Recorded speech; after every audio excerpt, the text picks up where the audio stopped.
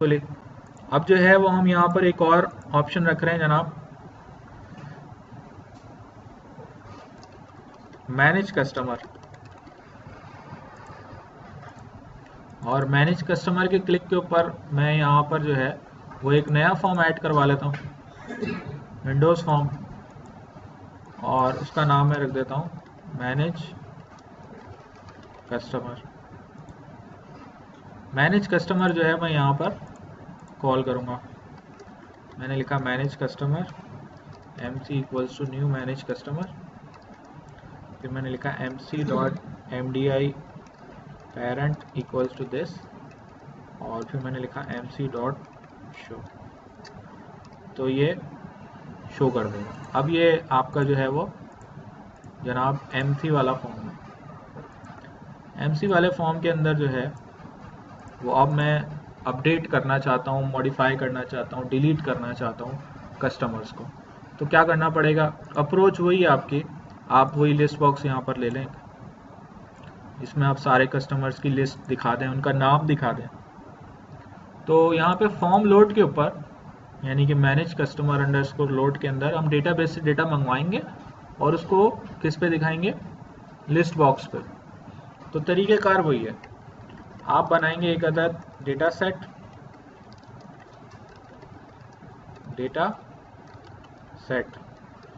ठीक है। फिर आप बनाएंगे क्या, एसक्यूएल कनेक्शन की क्लास,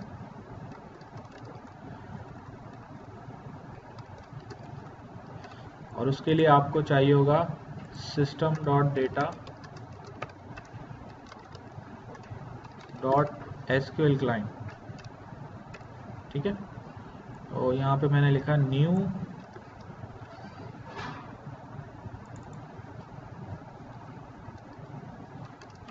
एसक्यूएल कनेक्शन, और अब यहाँ पे मैं वही कनेक्शन स्ट्रिंग दे दूंगा, डेटा। अच्छा, कनेक्शन के अंदर वही जो हमने यहाँ पे कोड लिखा था, हम चाहें तो यहाँ भी यूज़ कर सकते हैं, बल्कि ये पूरा ही कोड हम एज इट इज़ यहाँ लिख देते हैं। तो ये हमारा एज इट इज़ कोड यहाँ आ गया, connection select static from customer, तो डेटा सेट में सारे कस्टमर आ गए, सही है।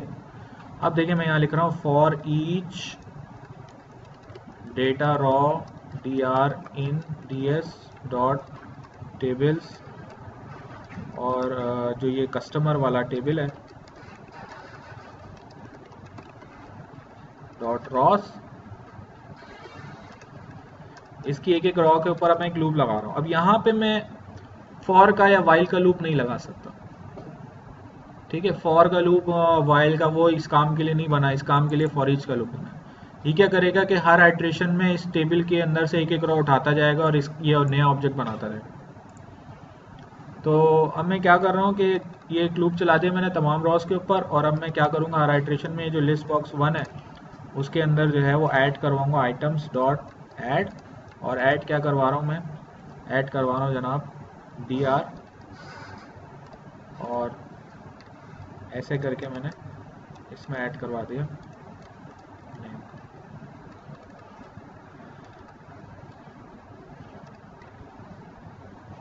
ठीक है, सही है। मेरी बात समझ में आ रही है? अच्छा, फिर यही जो मैनेज कस्टमर है, ये नेम तो यहाँ नज़र आ ही रहा है, इसके साथ ही एक छोटा सा लिस्ट बॉक्स मैंने हल्का फुल्का सा एक और बना दिया। इसमें असल में मैं आईडी दिखाना चाहता हूँ, लिस्ट बॉक्स 2, और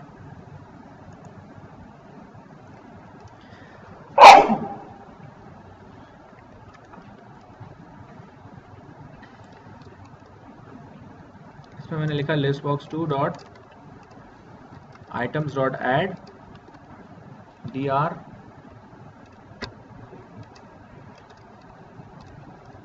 id, सही है। मैनेज कस्टमर का आउटपुट देखते हैं, ज़रा रन करते हैं इसे। ये हमने लिखा मैनेज कस्टमर, देखें ये 1 मिस्टर abc, 2 मिस्टर dfg, सही है, ठीक है। काम ही करते हैं कि ये दोनों जो लिस्ट बॉक्स हैं इनकी प्रॉपर्टीज़ में जाके इनका फॉन्ट साइज थोड़ा सा बढ़ा देते हैं, बोल्ड कर देते हैं, ताकि ये कि जब ये रन हो तो हमें प्रॉपर तरीके से इस तरह नज़र आएगा, ये 1 2। सही है। आईडी मैंने इसलिए रखी है ताकि सिलेक्ट करें तो आईडी सिलेक्ट करें, और डेटा जब फैच हो रहा हो तो आईडी के थ्रू आए, क्योंकि नेम जो है वो सेम हो सकते हैं दो लोगों को, और नेम दिखाना इसलिए ज़रूरी है कि पता तो हो कि आईडी है किसकी। सही है।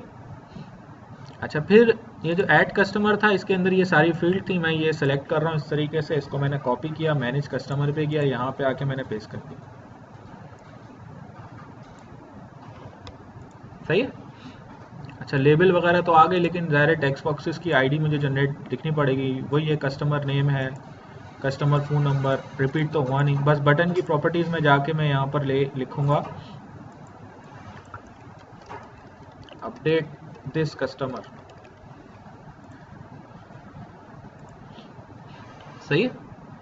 और इसमें डेटा मैं फिल कब करवाऊँगा, जब यहाँ पे आईडी सेलेक्ट करूँगा। तो मेरी बात समझ में आ रही है आप लोगों को? ज़्यादा तेज़ तो नहीं जा रहा मैं? अब ये जो आईडी है इसकी मैं जा रहा हूँ प्रॉपर्टीज़ में, और इसके गया मैं इवेंट में, और इवेंट में भी गया किस में, क्लिक इवेंट। कौन सा इवेंट आ गया, लिस्ट बॉक्स 2 अंडरस्कोर क्लिक। सही है। अब यहाँ पे मैं दोबारा से डेटाबेस से डेटा मंगवाऊंगा, डेटाबेस से डेटा मंगवाऊंगा, लेकिन एक चेंज करूंगा। क्या? यहाँ पे वेयर का क्लॉज लगा दूंगा। सही, लास्ट टाइम वेयर का क्लॉज पढ़ा था ना हमने। तो कस्टमर से सब कुछ मंगवाना है, वेयर क्या जनाब, where ID equals to list box 2 dot selected item. List box 2 में जो भी आइटम सिलेक्टेड है, 1 है, 2 है, 3 है, 4 है, वो जो भी सिलेक्टेड है वो वाला कस्टमर लेकर आना है। तो अब एडॉप्टर में डेटा तो आएगा, लेकिन सारे कस्टमर नहीं आएंगे, सिर्फ और सिर्फ एक आएगा जिसकी आईडी वो होगी जो कि मैंने लिस्ट बॉक्स में सिलेक्ट किया। फिर मैं ये करूँगा कि वो एक एक उठा के मैं किस में बिठा दूंगा, अपने टेक्स्ट बॉक्सेस में, यानी कि मैं लिखूंगा txt address dot text equals to ds dot tables, और वो भी कस्टमर्स डॉट रॉ। एक ही रो आएगी हमें पता है, और उसमें जो भी फील्ड है उसको टू स्ट्रिंग में कन्वर्ट करके मैं ये काम करूँगा। तो हमारे पास जो है वो पहला जो कॉलम है वो कौन सा है, एड्रेस का। फिर जनाब हमारे पास txt cnic डॉट टेक्स्ट, इसके अंदर जो है वो हमारे पास फील्ड कौन सी है, cnic। फिर हमारे पास कौन सा है, txt customer name dot text, और इसमें जो है वो फील्ड का नाम क्या है, नेम। फिर हमारे पास जो है वो है txt email डॉट टेक्स्ट, और यहाँ पे मैं क्या लिखूँगा, ईमेल। और फिर हमारे पास है txt phone number dot text, और यहाँ पे मैं क्या लिखूँगा, फ़ोन नंबर। बस यही करना है इस पे क्लिक के ऊपर। लिहाजा जब आप इसको रन करेंगे फॉर्म को और यहाँ से जाएंगे मैनेज कस्टमर, और ये 1 पे क्लिक करेंगे तो उसकी डिटेल यहाँ आ जाएगी, फिर 2 पे क्लिक करेंगे तो उसकी डिटेल आ जाएगी। अगर आगे 3 4 5 मज़ीद होते तो वो आ जाता है।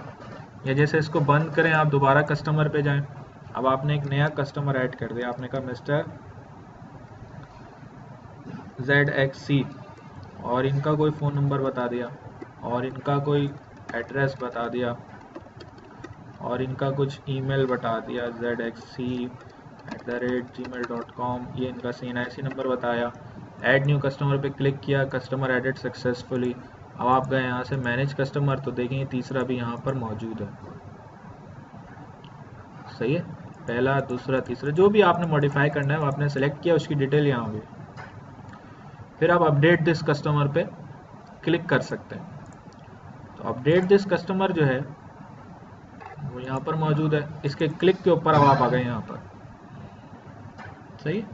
इसके क्लिक पे भी आप डेटा वही मंगवाएंगे, सही है। डेटा आपने वही मंगवाना है कि जनाब ये आपका डेटा वही लेकर आओ जो कि लिस्ट बॉक्स 2 में सिलेक्टेड है, लेकिन अब आप उसको चेंज करेंगे। अब आप क्या करेंगे, अब आप लिखेंगे जनाब कि ये जो हमने यहाँ पे लिखा था ना इस तरीके से ऐसे, अब की दफ़ा आप इसमें चेंज करेंगे। कहाँ से लिखेंगे इसके अंदर वैल्यू लाएंगे txt एड्रेस डॉट टेक्स्ट। समझ में आ रही बात? देखिए पहले हमने टेबल से डेटा उठा के टेक्स्ट बॉक्सेस में डाला था, अब हम टेक्स्ट बॉक्सेस से उठा के टेबल के अंदर डाल रहे हैं। फिर आपने यहाँ पे लिखा जनाब दूसरी फील्ड है आपके पास CNIC, तो इसमें डेटा कहाँ से आएगा, txt CNIC से आएगा। फिर आपके पास फील्ड है जनाब नेम की, और इसमें वैल्यू कहाँ से आएगी, txt customer name dot text. फिर आपके पास फील्ड कौन सी है जनाब, ईमेल की,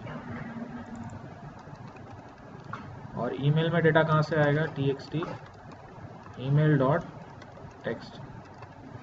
फिर आपके पास फील्ड है जनाब फ़ोन नंबर की, और फ़ोन नंबर में डेटा कहाँ से आएगा, txt phone number dot text, सही है। लेकिन अभी डेटा जो है वो सिर्फ और सिर्फ डेटा सेट में गया है, डेटा बेस में नहीं गया। तो उसके लिए आपको कॉल करना पड़ेगा एडाप्टर डॉट अपडेट ds कस्टमर। लेकिन अपडेट कॉल करने के लिए SQL कमांड बिल्डर का भी कॉल करना ज़रूरी होता है।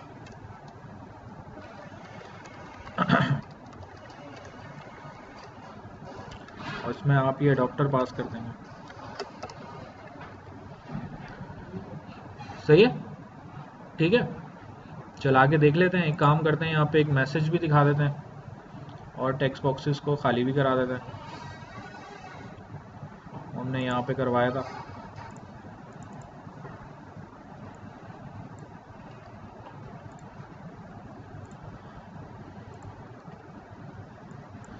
मैसेजेस कह देंगे कस्टमर अपडेटेड सक्सेसफुली, ठीक है। चलाते हैं इसे जनाब। मैनेज कस्टमर 1 पे क्लिक किया, ये आ गई डिटेल इसकी। अब यहाँ पे मैं इसका फ़ोन नंबर चेंज कर रहा हूँ, update this customer updated successfully. अब आप दोबारा इस पर क्लिक करें तो आपको अपडेटेड नंबर नज़र आएगा, सही है। मेरी बात समझ में आ रही है? इसी तरीके से आप इसका नाम चेंज कर दें, जो मिस्टर DFGN का नाम चेंज करके हम कर देते हैं mister Salim. Update this customer update तो हो गया, लेकिन यहाँ नज़र नहीं आ रहा मुझे नाम, ये तो पुराना ही है। बंद करके दोबारा खोलूँगा तो अब सलीम नज़र आएगा। इसका मतलब ये कि जब यहाँ से अपडेट करूँ तो इनको भी अपडेट करना ज़रूरी है। ID तो चेंज नहीं होगी, लेकिन नाम चेंज हो सकता है। लिहाजा फिर क्या करें भाई, फिर करते ये हैं कि जब हम अपडेट करेंगे तो अपडेट करने के बाद ये जो हमारा कोड है, कौन सा कोड है जो लोड पे कॉल किया है हमने, इसको दोबारा कॉल कर लेते हैं। ये एज इट इज़ कॉपी करके या तो मैं यहाँ पे लिख दूँ, या एक दूसरा तरीका ये है कि ये कोड मैंने सेलेक्ट किया, राइट क्लिक किया, यहाँ से किया क्विक एक्शंस, एक्सट्रैक्ट मेथड, और इसका मैंने नाम रख दिया अपडेट लिस्ट बॉक्सेस। और यही अपडेट लिस्ट बॉक्सेस जो है मैंने यहाँ पे भी कॉल कर लिया, ठीक है। और एक काम हमें यहाँ पे ये करना होगा कि ये जो लिस्ट बॉक्सेस हैं, list box 1 dot items, initially हम इनको क्लियर करवा देंगे ताकि पहले से जो मौजूद है इनमें डेटा वो गायब हो जाए।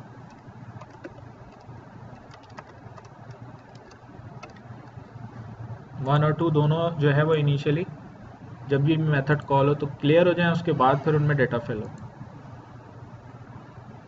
तो अब ये गए मैनेज में, देखें ये डेटा आ गया। आपने फॉर एग्जांपल ABC पे क्लिक किया 1 पर, और यहाँ पे जो है वो इसका नाम रख दिया मिस्टर इसरार अली, और अपडेट पे क्लिक कर दिया।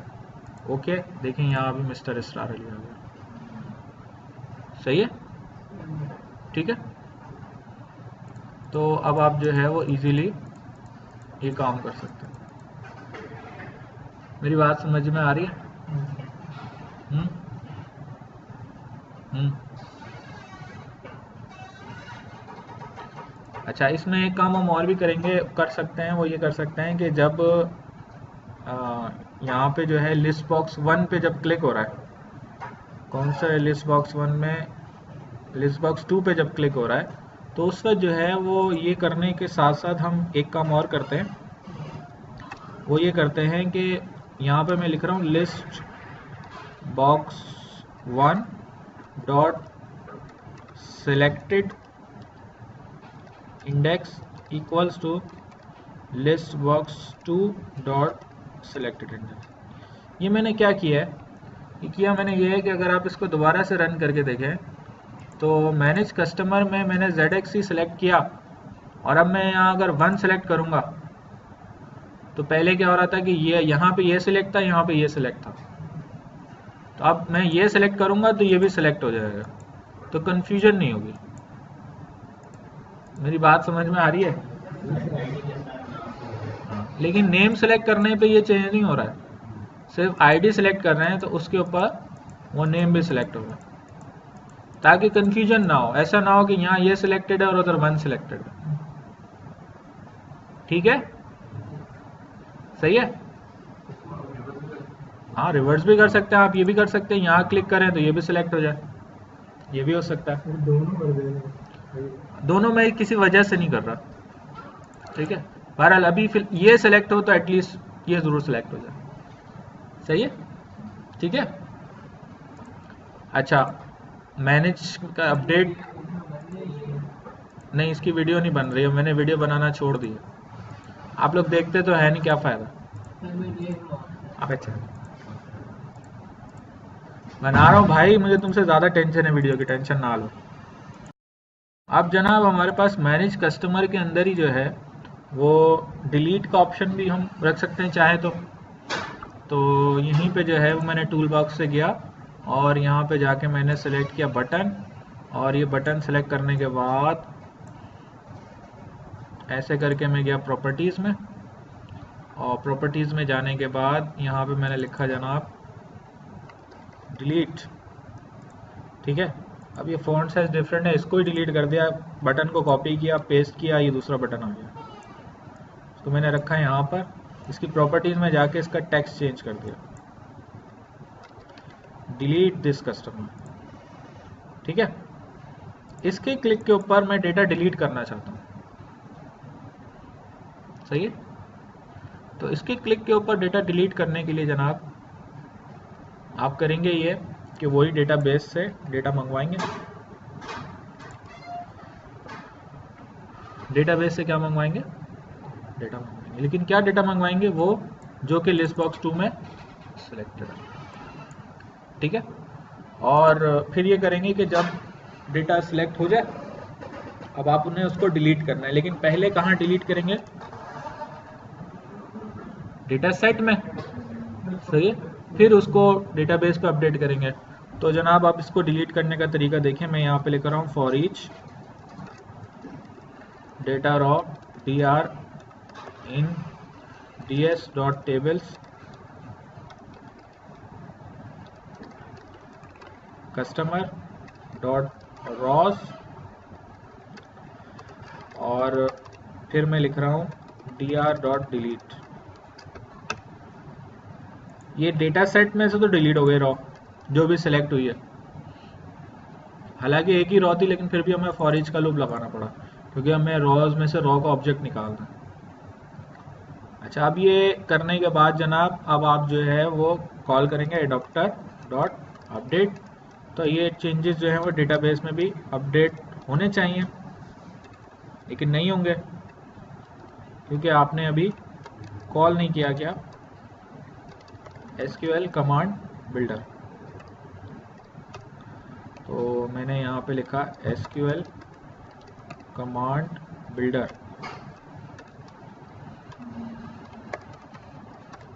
न्यू SQL कमांड बिल्डर, और इसमें एडॉप्टर पास कर दिया। सही है। फिर आप वही काम करें, मैसेज बॉक्स दिखाने वाला और लिस्ट बॉक्सेस को अपडेट करने वाला। कस्टमर डिलीटेड सक्सेसफुली, ठीक है। टेक्स्ट बॉक्सेस को एम्प्टी करा दें, लिस्ट बॉक्स को अपडेट करा दें। टेक्स्ट बॉक्स इसलिए हम अपडेट करवाना पड़ेंगे क्योंकि हो सकता है आपने उस पर क्लिक किया हुआ और वो आगे डिस्प्ले हो रहा है। लिहाजा आप जो है वो आप दोबारा से यहाँ इसको रन करें, यहाँ से जो है मैनेज में, यहाँ से सिलेक्ट करें जनाब इसरार अली साहब को 1 को और डिलीट कर दें। तो इसरार अली साहब डिलीट हो गए।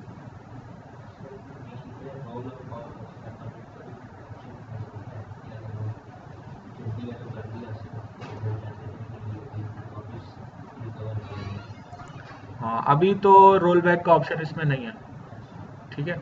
वो हम ट्रांजैक्शन के थ्रू ये काम कर सकते हैं। अभी तो हमने वो ट्रांजैक्शन देखी नहीं है, अभी तो ये काम नहीं होगा।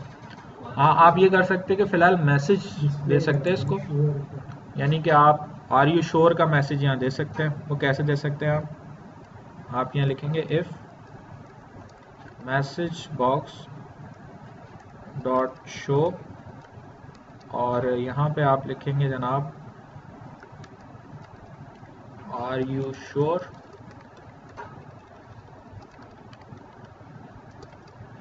और फिर कॉमा करके यहाँ पे आप लिखेंगे message box button dot okay cancel. अब इसमें 2 बटन आएंगे, एक ओके कैंसिल, एक ओके और एक कैंसिल। ये अगर इक्वल है डायलॉग रिजल्ट डॉट ओके के, तो फिर आप जो है वो ये वाला काम करें, यानी कि ये डायलॉग आया और डायलॉग आने के बाद यूज़र ने क्लिक किया किस पर, ओके कैंसिल।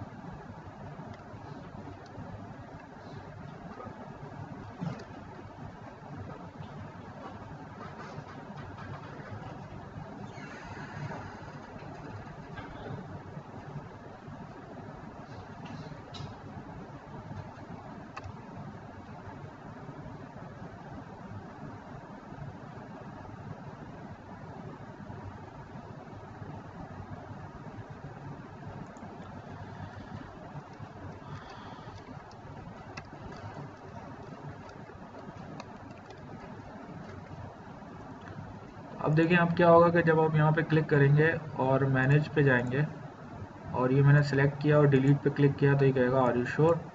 कैंसिल करूँगा तो कुछ भी नहीं करेगा, लेकिन अगर मैंने यहाँ ओके कर दिया तो ये डिलीट कर देगा। सही, ठीक है। रिवर्ट का ऑप्शन अभी इसमें नहीं है। वो उसको करने के लिए आपको करना ये पड़ेगा कि डिलीट का कोड लिखना पड़ेगा स्टोर प्रोसीजर में, और स्टोर प्रोसीजर यहाँ से कॉल करना पड़ेगा। स्टोर प्रोसीजर तो मैं बता दूंगा कैसे करेंगे, ट्रांजैक्शन भी बता दूंगा, समझ में आ जाएगा आपके। ये समझ में आ गया ये कैसे हो रहा है। हाँ, वार्निंग मैसेज आ जाएगा, अगर आपको डिलीट करना है तो कर रहे हैं, नहीं करना तो ना करें, ठीक है। अच्छा जी, अब हमने जो है वो इंसर्ट भी करा लिया, सिलेक्ट भी करा लिया, अपडेट भी करा लिया, डिलीट भी करा लिया, ठीक है। अब देखें इसमें जो है वो ये सब करने के बाद इसको मैं कर रहा हूँ बंद।